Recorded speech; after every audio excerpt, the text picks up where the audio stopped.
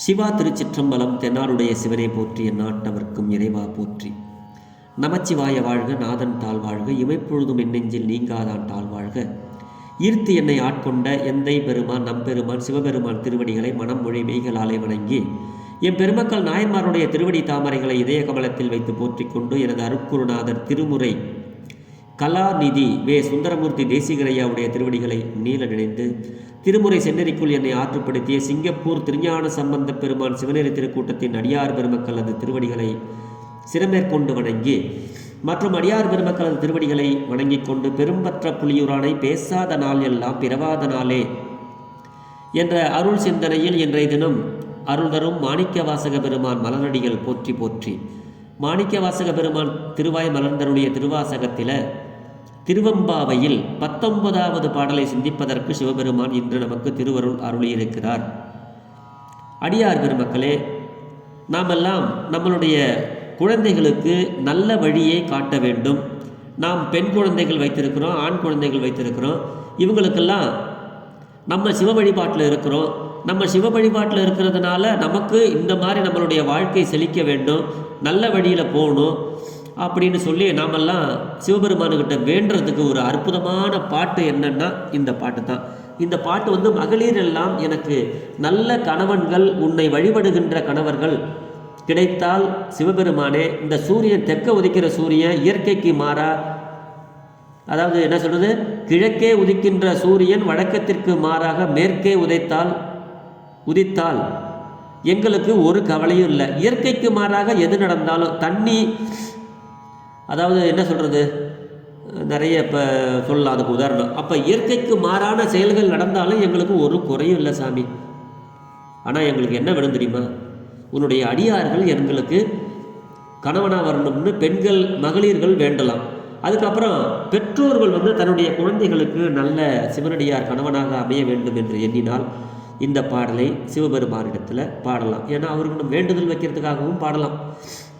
அப்படி எங்களுடைய தலைவனே, அப்போ முன்னாடி ஒரு காலத்தில் ஒரு சின்ன கதை ஒன்று இருக்குங்க.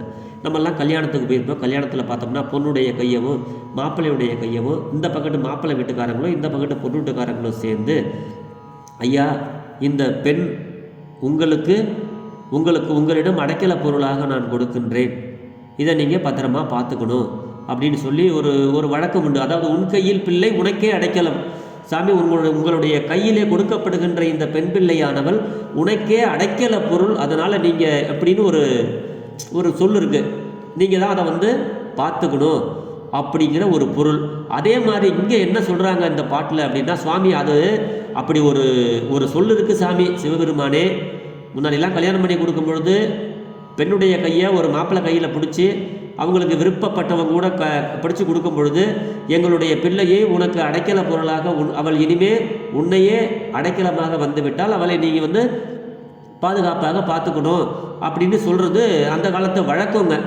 அந்த வழக்கத்தில் இருந்தாலும் சுவாமி, அந்த சொல்லை இப்போ உங்களுக்கிட்ட நாங்கள் சொல்கிறோம் சாமி. நாங்கள்லாம் உன் கையில் பிள்ளை உனக்கே அடைக்கலம், அங்கு அப்பழச்சொல்லை இங்கே நாங்கள் புதுப்பிக்கிறோம் சாமி. இங்கே நாங்கள் திரும்பியும் ஒரு பயத்தில், எங்கே நீங்கள் என்னை விட்டுடுதி கண்டாய், என்னை கைவிட்டுருவியோ அப்படிங்கிற ஒரு பயத்தினால சுவாமி இங்கே நாங்கள் மறுபடியும் புதுக்கும் எம் அச்சத்தால் எங்கள் பெருமானே உனக்கிட்ட ஒரு சின்ன விண்ணப்பம் வைக்கிறோம் சாமி, வேற ஒன்றும் இல்லை. உனக்கு ஒன்று உரைப்போம் கேள் சாமியே, உங்கள்கிட்ட நாங்கள் ஒரு விண்ணப்பம் வைக்கிறோம் சாமி அப்படின்னு சொல்லிட்டு இந்த பெண்கள் எல்லாம் வேண்டுகிறார்கள். என்ன வேண்டுறாங்க, என்னுடைய கொங்கைகள் உன்னுடைய அடியார்களை உன்னுடைய நின் அன்பர் அல்லார் தோல் சேரற்க, என்னுடைய கைகள் எல்லாம் உனக்கு அல்லாது எப்படியும் செய்யற்க இல்லையா, கண்குள் பகல் எம்கண் மற்றொன்றும் காணற்க, காலையும் மாலையும் என்னுடைய கண்கள் வேற எதையும் பார்க்கக்கூடாது சிவபெருமானே, உன்னையே பார்க்கணும். அப்படி ஒரு பரிசு எனக்கு இங்கே நீ எம்கோன் எனக்கு நல்குதி ஏல், எனக்கு நீ கொடுத்துட்டீன்னா சாமி, இந்த சூரியன் தெற்க உதைச்சா என்ன, வடக்க உதைச்சா என்ன, மேற்க உதைச்சா என்ன, எங்கே உதைச்சா எங்களுக்கு என்ன சாமி, எங்களுக்கு தேவையெல்லாம் என்ன தெரியுமா, உங்களுடைய சிவனடியார்கள் எனக்கு கணவனாக அமைய வேண்டும், என்னுடைய கைகள் உனக்கு திருப்பணிகளை செய்ய வேண்டும், மாலை கட்ட வேண்டும், அந்த அபிஷேகத்துக்கு தேவையான பஞ்சாமிர்தத்தை பிசைஞ்சு கொடுக்கறதானாலும் சரி, சந்தனத்தை அரைச்சி கொடுக்கறதானாலும் சரி, சந்தனத்தை குழைச்சி கொடுக்கறதானாலும் சரி, சுவாமி என்னுடைய கைகள் எல்லாம் உனக்கு பணி செய்ய வேண்டும் சுவாமி அப்படின்னு பெண்கள் எல்லாம் சிவபெருமானிடத்தில் உருகி வேண்டுகிறார்கள். இந்த பாடலை அனைத்து பெண்களும் பாடியே ஆகணும். அப்போ தான் அவன் தன்னுடைய வாழ்க்கைக்கு ஒரு நல்ல சிவனடியார் கணவன் கிடைப்பார். நீங்கள் பயப்படவே வேண்டாம். அதை எளிமையாக உங்களோட நான் சொல்லிட்டேன். இந்த பாடலை எப்படி பாடணும் அப்படின்னா, நிறைய ராகங்களில் பாடலாம். மோகனத்தில் பாடலாம், ஆனந்த பைரவியில் பாடலாம். சுவாமிகிட்ட நம்ம விண்ணப்பமாக கேட்கக்கூடிய பாடல் மோகனத்திலையும் பாடலாம். எங்களுக்கு எங்கள் ஓதுவார் சொல்லி கொடுத்தது நிறைய ராகங்களில் சொல்லி கொடுத்துருக்கிறாரு. நான் உங்கள்கிட்ட இந்த ராகத்தை மதிமாவதி ராகம், மங்களகரமான ராகம்ங்கிற ராகத்தில் உங்களோட இந்த பாட்டை நான் பாடி கொடுத்துட்டு இதுக்கு உண்டான பொருளை நான் உங்களோட சிந்திக்கிறேன். பொருள் என்ன தெரியுங்களா? எனக்கு சிவனடியார் கணவனாக வரணும், என்னுடைய கைகள் சிவபெருமானுக்கு தொண்டு செய்யணும், என்னுடைய கண்கள் காலையிலையும் மாலையிலும் அவனுடைய தரிசனத்தை பார்க்கணும். இது கிடைச்சதுன்னா எங்களுக்கு வேற ஒரு பரிசு, இந்த பரிசு இதுதான் எங்களுக்கு உயர்ந்த பரிசு. பெருமானே, இப்படி ஒரு பரிசை நீ எனக்கு கொடுத்துட்டீன்னா எனக்கு எந்த கவலையும் இல்லை சாமி அப்படின்னு சொல்லி மகளிர் எல்லாம் சிவபெருமானிட்ட வேண்டுறாங்க. அதுதான் இந்த பாடல், 19வது பாடலுங்க இந்த பாடல். இப்போ ஒரு சிவனடியார் இல்லாதவங்களை கல்யாணம் பண்ணிக்கிட்டோம்னு வச்சுங்களேன், அவனுக்கு இன்னும் சில கொள்கை இருக்கும். என்ன, ஞாயிற்றுக்கிழமை ஆச்சுன்னா சினிமாவுக்கு போகணும், படம் பார்க்கணும். ஞாயிற்றுக்கிழமை ஆச்சுன்னா நல்ல ஹோட்டலில் போகணும், சாப்பிடணும். வாரத்தில் 3 நாள் அங்கங்கே சுற்றணும், போகணும், அந்த பார்க்குக்கு போகணும், இந்த பீச்சுக்கு போகணும். இப்படி வாழ்க்கையை உயர்ந்த செல்வத்தை பெறுவதற்கு, முத்தி பெறுவதற்கு இந்த நேரத்தை செலவழிக்காமல் கீழான செல்வங்கள், பணம் சம்பாதிக்கிறதுலையும் நகை போட்டுக்கிறதுலையும் பொழுதுபோக்குறதுலையும் கோயிலுக்கு போகாமல் வேற எங்கெங்கே சுற்றுலா இருக்குது, அங்கே இருக்குது, இங்கே இருக்குது, இது இருக்குது, பொழுதேறிக்கு இங்கேயே சுற்றுறது, இப்படிலாம் ஒரு கொள்கை வச்சுருக்காங்க அவங்க. ஸோ அவங்களுக்கு போய் நம்ம ஒரு மனைவியாக அமைஞ்சிட்டோம்னா என்ன ஆகும்? சாமி கோயிலுக்கு போக முடியுமா? வீட்டில் ஒரு பூஜை பண்ண முடியுமா? சிவபெருமானை நினைக்க முடியுமா? அவனுக்கு ஒரு மாலை கட்ட முடியுமா? இதெல்லாம் முடியாது. அதுக்காக வேண்டுறாங்க. இதே ஒரு சிவனடியார் நீங்கள் கல்யாணம் பண்ணிக்கிட்டீங்கன்னு வச்சிங்களேன், அவர் பார்த்துக்கிட்டே இருப்பார். ஐயோ இன்னைக்கு ஆஹா சிவசிவா இன்னைக்கு திருவாதிரை, இன்னைக்கு நம்ம கோயிலுக்கு போகணும், வாமா கோயிலுக்கு போயிட்டு வரலாம், கூட்டிகிட்டு போயிடுவார். ஐயோ சாமி இன்னைக்கு பிரதோஷம் இருக்குது, நம்ம வா இன்னைக்கு சாமிக்கு வீட்டில் ஏதாவது ஒரு சுண்டல் பண்ணி ஒரு எளிமையாக ஒரு மாலையை ஒன்றை கட்டிக்கிட்டு நம்மளால் முடிஞ்ச அளவுக்கு சிவபெருமானுடைய தரிசனம் வேணும், நமக்கு தரிசனம் வேணும்னு கூட்டிகிட்டு போயிடுவார். போகிற இடத்துல அங்கே நம்ம சாமியை பார்க்கலாம், நமக்கு சாமிக்கு பணி செய்யலாம், எல்லாம் செய்யலாம் இல்லையா? ஒரு சிவன் வீட்டில் நீங்கள் தேவாரம் படிக்கலாம், திருவாசகம் படிக்கலாம், சாமி பூஜை பண்ணலாம். இப்போ சிவனடியாரை இல்லாமல் ஒருத்தனை கல்யாணம் பண்ணிக்கிட்டு நீங்கள் வீட்டில் பூஜை பண்ணின்னு வச்சுக்க, அடியே என்னடி எப்போ பார்த்தாலும் சாமின்னு கட்டிக்கிட்டு அழுகுற அப்படின்னு சொல்லுவான், கண்டிப்பாக சொல்லுவான். இதே நீ ஒரு சிவனடியாரை கல்யாணம் பண்ணிக்கிட்டு அந்த அம்மையார் சிவனடியாராக இல்லாமல் இருந்தால், ஒரு சிவன் மேலே அன்பு இல்லாதவங்களாக இருந்தால், அவங்க வேற எங்கேயும் போய் உட்காந்து வெட்டி கதை பேசுறது, டிவி சீரியலை பார்க்கறது, இப்படி தேவையில்லாமல் இடங்களுக்கு போகிறது வர்றது இப்படி சுற்றிக்கிட்டு இருப்பாங்க. அதனால் அவங்கள என்ன சொல்லுவாங்க? அவங்க சொல்லுவாங்க இவரை சிவனடியாரை பார்த்து, என்னங்க எப்போ பார்த்தாலும் நீங்கள் சிவபெருமான் கோயிலுக்கு போகிறதும் குளத்துக்கு போகிறதும் வீட்டில் உட்காந்துக்கிட்டு பாட்டு பாடுறது இதே வேலையாக அலையிறீங்க அப்படின்னு அவங்க கேட்பாங்க இல்லையா? அதுக்காக தான் என்ன பண்ணணும், இந்த ஒவ்வொரு சிவனடியார்களும் ஒரு சிவனடியாருடைய குடும்பத்தில் பொண்ணு எடுத்துக்கணும், பொண்ணு கொடுத்துக்கணும். அப்போ தான் அவங்க சிவபெருமானுக்கு தொண்டு பண்ண முடியும், சிவபெருமானை பார்க்க முடியும், சிவ பூஜைகளுக்கு போக முடியும், அந்த சிவபெருமானுடைய திருவிழாக்களுக்கு போக முடியும். அதுக்காக தான் இந்த சொல்கிறது, இந்த பாட்டை நம்ம சிவபெருமான்கிட்ட பாடிக்கிட்டே இருந்தோம்னா நம்மளுடைய குழந்தைகளுக்கும் நல்ல ஒரு கணவன்கள் கிடைப்பான், சிவபெருமானுக்கு அன்புடையவர்கள் கிடைப்பார்கள். அப்படிங்கிறதுக்காக பெற்றோர்களாகிய நாமும் இந்த பாடலை பாட வேண்டும். நம்மளுடைய குழந்தைகளையும் இது போன்ற பாடல்களை நாம் மார்கழி மாதத்தில் விரதம் இருந்து பாடணும் அப்படிங்கிறது தான் இந்த பாடலுடைய பொருள்ங்க. தெரிந்த அளவில் பாடிட்டு நான் உங்களுக்கு அதில் உள்ள சுருக்கமான அந்த பொழிப்புரையும் சொல்கிறேன். திருச்சிற்றம்பலம். இது மத்தியமாவதி ராகங்க. திருச்சிற்றம்பலம். உங்கையில் பிள்ளை உனக்கே அடைக்கலம் என்று அங்கு அப்பழச்சொல் புதுக்கும் எம் அச்சத்தால் எங்கள் பெருமான் உனக்கொன்று உரைப்போம் கேள்.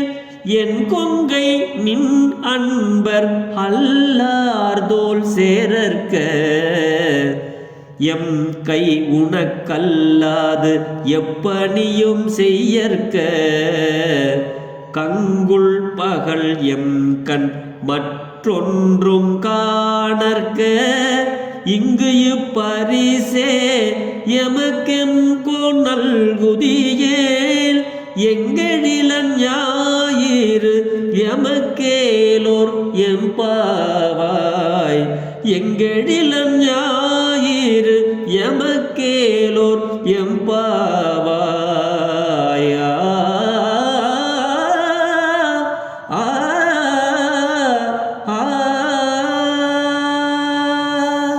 திருச்சிற்றம்பலம். அடியார் பெருமக்களே, இதே பாட்டை நம்ம மோகனத்தில் பாடலாம். எப்படி தெரியுங்களா? இப்போ நம்ம மோகன பாட்டு ஒரு பாட்டை உங்களுக்கு ஞாபகப்படுத்தணும்னா அது இந்த பாட்டை ஞாபகப்படுத்திக்கணும். அம்மையே அப்பா அப்படிங்கிற பாட்டை ஞாபகப்படுத்திக்கணும். அப்படியே உங்கையில் பிள்ளை உனக்கே அடைக்கலம் என்று அந்த மாதிரி. இப்போ ஆனந்த பைரவியில் எடுக்கணுமா அந்த பாட்டை? ஆனந்தமாக எடுக்கிற மாதிரி பாட்டு. எப்படி அந்த பாட்டு? கற்றவர் விழுங்கும் அந்த ராகத்தை நம்ம ஞாபகத்தை கொண்டு வந்துடணும். உங்கையில் பிள்ளை உனக்கே அடைக்கலம் என்று அங்கு அப்பழம் சொல் புதுக்கும் எம் அச்சத்தால் எங்கள் பெருமான். அது அந்த மாதிரி நம்ம எந்த ராகத்தில் வேணாலும் இந்த மாதிரி பாடல்களை தெரிந்த ராகத்தில் நம்ம சுவாமி முன்னாடி. ஆக இந்த பாடலை நாம் தெரிந்த வண்ணம் முதலிலே பாட வேண்டும். பெருமானே, உனக்கு ஒரு விண்ணப்பம் வைக்கிறோம் சாமி. எங்கள் பெருமான் சொல்றாங்க இல்லையா? எங்கள் பெருமான் உனக்கு ஒன்று உரைப்போம் கேள். சுவாமியே, உங்கள்கிட்ட நாங்கள் ஒன்று சொல்கிறோம், அதை மட்டும் நீங்கள் கேளுங்க. என்னுடைய பொங்கைகள் நின் அன்பர் அல்லாதோல் சேரற்க. என்னுடைய கைகள் உனக்கு அல்லாது எப்படியும் வேற எந்த வேலையுமே போய் தேவையில்லாத வேலைகளை செய்யக்கூடாது. எந்த வேலையை செஞ்சாலும் உங்களுக்கு செய்யக்கூடிய பணியாக இருக்க வேண்டும். கங்குள் பகல் எம்கண் மற்றொன்றும் காணற்க. எந்த நேரமும், அதுதான் அந்த பாடலுடைய பொருள், வேற ஒன்றும் இல்லை. கண்கள் சுவாமி, இந்த கண்கள் இரவும் பகலும் என்னுடைய கண்கள். வீட்டில் இருக்கவங்க என்ன பண்ணலாம்? காலையில் எழுந்திரிச்ச உடனே குளிச்சுட்டு சுவாமிக்கு போய் விளக்கேற்றலாம், சுவாமியை பார்க்கலாம். ராத்திரி ஆச்சுனாலும் வீட்லேயே நம்ம சாமி கும்பிடலாம். அதே காலையில் எழுந்திரிச்சு கோயிலுக்கு போகலாம், மத்தியானம் சாயந்தரத்தில் கோயிலுக்கு போயிட்டு வரலாம். இதுதான் சொல்கிறாரு சுவாமி. அது வேண்டுறாங்க மகளிர்கள். இரவும் பகலும் என் கண்கள் உன்னை அன்றி வேறு எந்த பொருளையும் காணாதிருக்க வேண்டும்.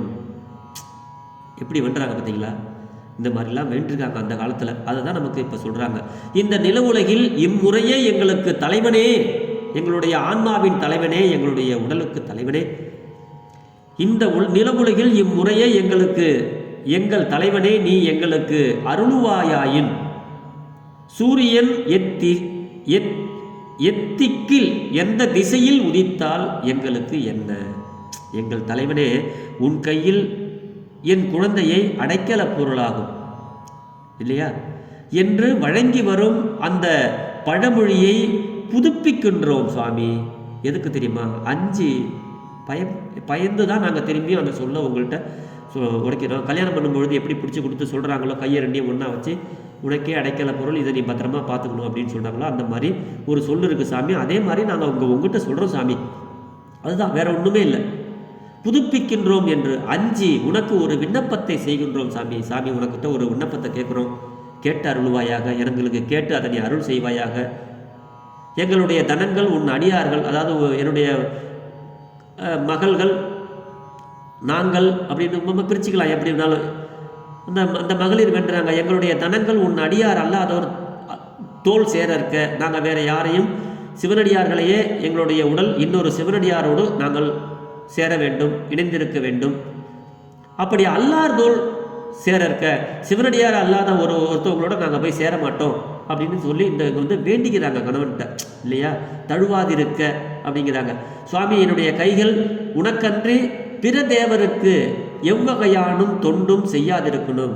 இந்த தெய்வம் சனிக்கிழமை ஆச்சுன்னா அந்த தெய்வம், ஞாயிற்றுக்கிழமை ஆச்சுன்னா இந்த தெய்வம், வியாழக்கிழமை ஆச்சுன்னா சாய்பாபா, இப்படி தெருவில் ஒரு சாமியை வச்சிருக்கிறான். ஒவ்வொரு நாளும் ஒவ்வொரு சாமிக்கு நான் போய் என்னுடைய கையை செலவு பண்ணக்கூடாது சாமி. என்னைக்கும் உனக்கே நான் என் கை உனக்கன்றி பிற தேவர்களுக்கு எவ்வகையான தொண்டும் செய்யாதிருக்க வேண்டும் சுவாமி. என்னுடைய கை உனக்கு மட்டும்தான் பணி செய்யணும்.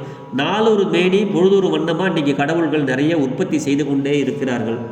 அதனால் என்றைக்கும் ஆதியும் அந்தமும் இல்லாத, அந்த ஃபஸ்ட்டு வரியிலே சொல்கிறாங்க, ஆதியும் அந்தமும் இல்லாத அருட்பெரும் ஜோதியாக இருக்கின்ற சிவபெருமானே நமக்கு பரம்பொருள், உயர்ந்த பொருள். அவரே நம்மளுடைய வாழ்வை செழிக்க வைப்பார், நமக்கு அனைத்து வரங்களையும் கொடுப்பார், நம்மளுக்கு மீண்டும் பிறவாத வந்த தன்மையை கொடுப்பார், முத்திப்பேற்றை கொடுப்பார். இப்படி எல்லாம் வல்ல அந்த தலைவனுக்கு நம்மளுடைய கைகளை தொண்டு செய்ய வேண்டும் அப்படின்னு சொல்கிறாங்க. எங்களுடைய கண்கள் கண்டதை காணக்கூடாது சாமி, உன்னுடைய காட்சியவே நாங்கள் காண வேண்டும், உன்னுடைய தரிசனத்தையே காண வேண்டும் அப்படின்னு இந்த பாட்டில் பெண்கள் எல்லாம் வேண்டுகிறார்கள்.